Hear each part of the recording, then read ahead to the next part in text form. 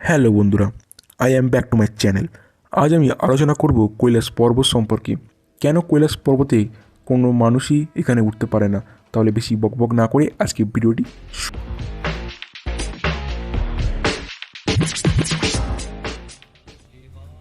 তো অনেকেই শুনে থাকবেন কৈলাস পর্বতে কেউ উঠতে পারেনি। হ্যাঁ বন্ধুরা, আপনারা ঠিকই শুনেছেন। আজ পর্যন্ত কেউই কৈলাস পর্বতে উঠতে সক্ষম হয়নি।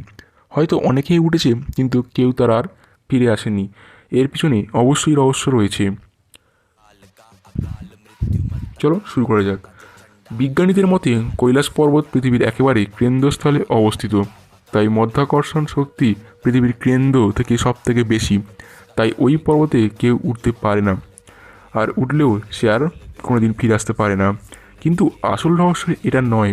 আসল রহস্যটা হলো জৈন ধর্মের একজন যোগী, নাম হচ্ছে মিলারেপ, একমাত্র সেই কৈলাস পর্বতে উঠতে সক্ষম হয়েছিল। যখন তিনটি প্রথম যাত্রা শুরু করেন, দিনটি ছিল অনেক দিন বছরের আগেকার, অর্থাৎ 500 বছর পুরনোর কথা বলছি। তখন দৈব শক্তি তাকে অনেক আটকানোর চেষ্টা করে এবং দৈব শক্তি সেখানে আবির্ভাব হয়। কিন্তু সকল বাধা অতিক্রম করে মিলারেপা কিন্তু কৈলাস পর্বতের শৃঙ্গে পৌঁছতে সক্ষম হন এবং সেইখানেই তিনি আধিপত্য বিস্তার করেন এবং কোটি কোটি বছর ধরে কৈলাস পর্বতে তপস্যা করে চলেছেন এই মিলারেপা। ইনি আর কেউ নন, ইনি হলেন বাবা মহাদেব। বাবা মহাদেবের আরেকটি রূপ হলো মিলারেপা, যার নররূপ ছিল মিলারেপা।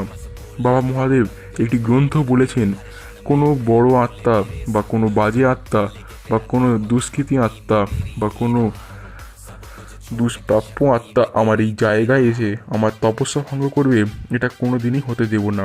এখানে শুধুমাত্র পবিত্র আত্মাদেরই বাস। এই হলো কৈলাস পর্বতের আসল রহস্যটা।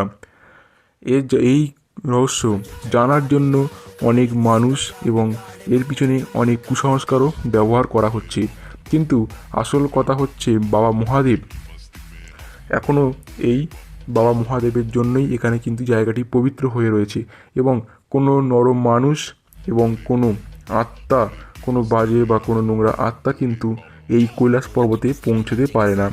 এখানে অনেক আত্মারা রয়েছে এবং তারা কিন্তু পবিত্র আত্মা। তাহলে বাবা মহাদেবের সাথে সাথে বাবা মহাদেবের সমস্ত পরিবার কিন্তু এই কৈলাস পর্বতে রয়ে গেছে এবং তিনি এখানেই প্রথম আধিপত্য বিস্তার করেন। এরকম আরও রহস্যের সমাধান পেতে আমাদের চ্যানেলটি অবশ্যই সাবস্ক্রাইব করবেন এবং পাশে থাকা বেল আইকনটি প্রেস করবেন। সবাই ভালো থাকবেন এবং সুস্থ থাকবেন। দেখা হচ্ছে পরের ভিডিওতে। Tata, good bye.